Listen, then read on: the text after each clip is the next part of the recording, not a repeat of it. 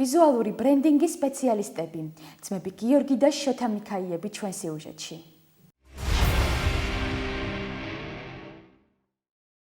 მე ვარ გიორგი მიქაია, მარკეტინგის სპეციალისტი, ვარ აფხაზეთიდან. ამჟამად მუშაობ ბრენდინგის მიმართულებით.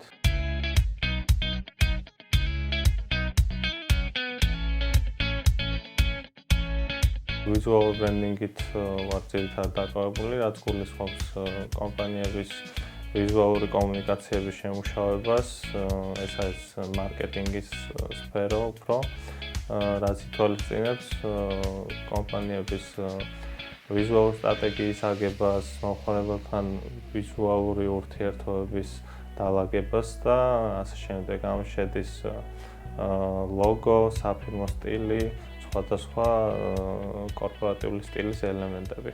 დავამთავრე სოხუმის უნივერსიტეტის ეკონომიკის და ბიზნესის ფაკულტეტის სპეციალობით მარკეტინგის სპეციალისტი. შემდეგ უკვე დავიწყე ბრენდინგის შესწავლა, ჩავეძიე ბრენდინგს და მივხვდი, რომ თვითონ ეს სფერო წამოსული იყო ვიზუალური კომუნიკაციებიდან და აქედან განვითარდა.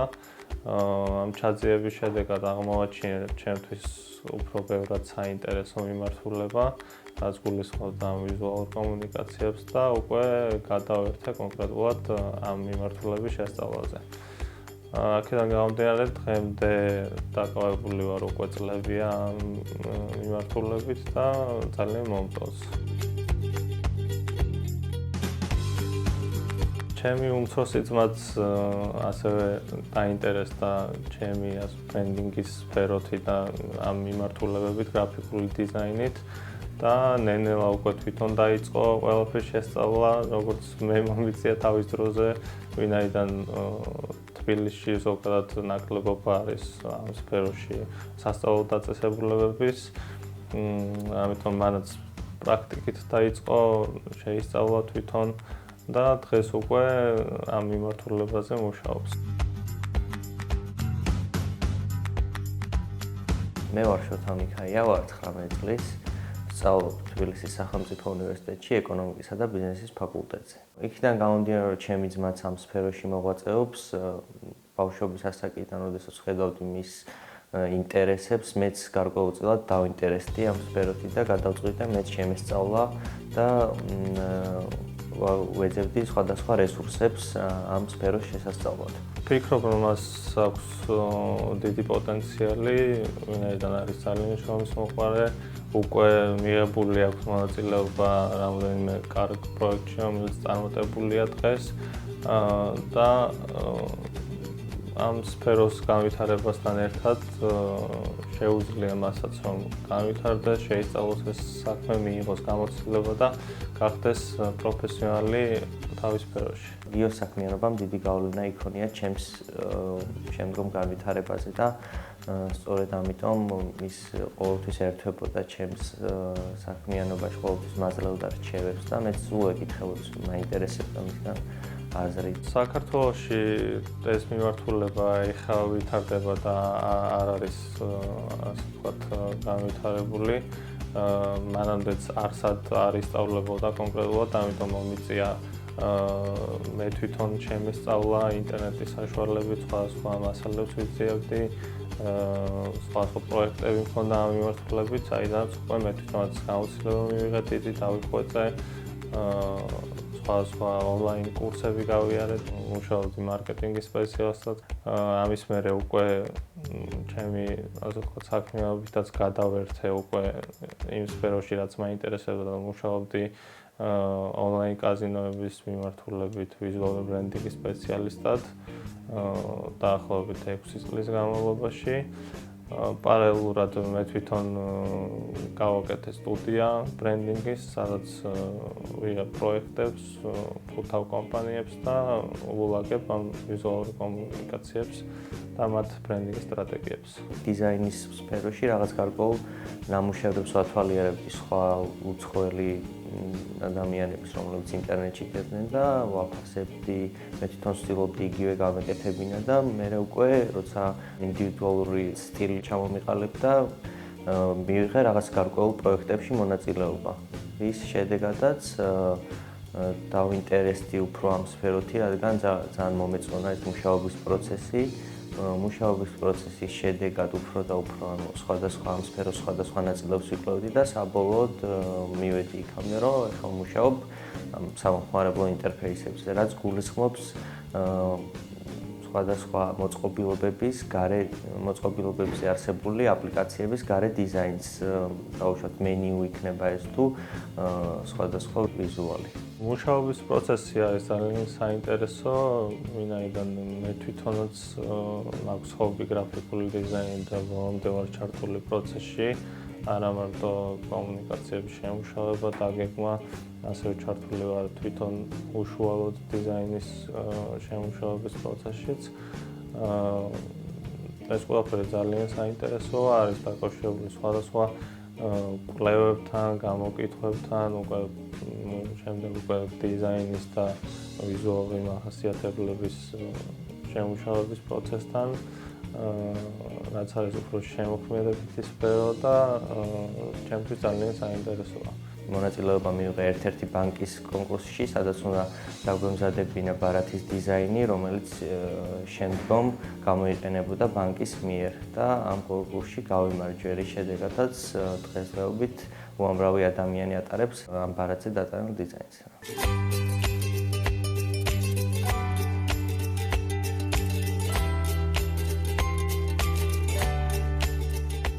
ჩემი მეუღლე აბსოლუტურად სხვა სფეროში მუშაობს, თუმცა ძალიან გულშემატკივრობს ჩემს საქმიანობას და ხშირად რჩევასაც კი მაგლევს ამა თუ იმ პროექტზე.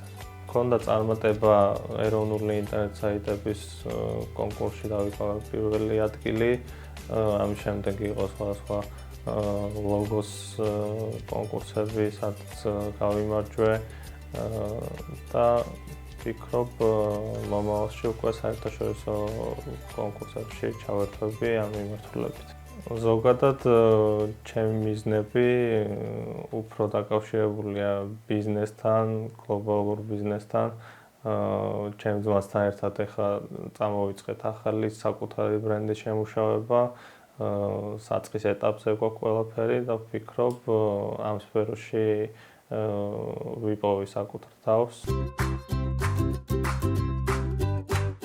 ბავშვობიდან მინდოდა, რომ ფეხბურთელი გამხდარიყავი წლების განმავლობაში ვთამაშობდი კიდეც, თუმცა რატომღაც სხვადასხვა მიზეზების გამო მე უკვე უნივერსიტეტზე გადავერთე. ჩემო სპეციალობა მქონია გავლენა ჩემი, ასე ვთქვათ, საქმიანობის მიმართულებაზე. ფეხბურთსაც ვთამაშობ მოყვარულის დონეზე, თუმცა უფრო ექსტრემალურ სპორტზე ვარ გადართული და სნოუბორდინგი უფრო მიზიდავს.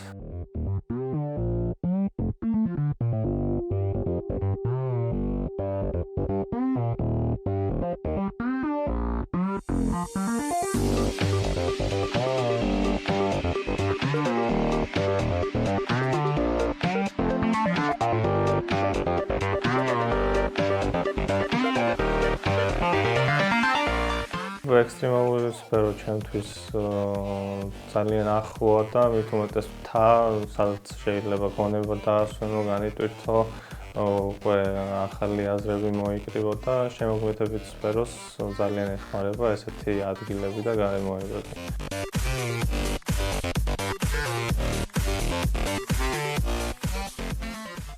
აფხაზეთი ჩემთვისაც ძალიან დიდი ტკივილია, როგორც ყველა საქართველოს მოქალაქისთვის. ომის შემდეგაც ხშირად ვსტუმრობდი აფხაზეთს, თუმცა უკვე დაახლოებით 6-7 წელია არ ყოფილვარ და ძალიან მინდა რომ წავიდე. ჩვენი სახლი სამწუხაროდ დამწვარია, შემდეგ შევძელით რაღაც დონეზე ავგვედგინათ. ხშირად გვიგზავნიან ხოლმე იქიდან ფოტოებს, ვაკვირდებით ყველაფერს. ეს ერთ-ერთი ფოტო, რომელიც მამიდა ჩემის გადაღებულია და გამოგვიგზავნა, ვინაიდან მე თოვლი ძალიან მიყვარს. ძალიან მომანატრა ჩემი მხარე და მინდა მალე ჩავიდე. მართალია თბილისში გავიზარდე, მაგრამ თითქმის ყოველ ზაფხულს ჩავდიოდი ბებიის სანახავად აფხაზეთში. ჩემს მოგონებებში დიდი ნაწილი უკავია, რადგან ძალიან მიყვარს ეს მხარე და გამოირჩევა თავისი სილამაზით და მე ერთადად ბევრგან ვარ საქართველოში ნამყოფი, მაგრამ ისეთ ემოციას არც ერთი კუთხე არ იწვევს ჩემში, როგორც აფხაზეთი.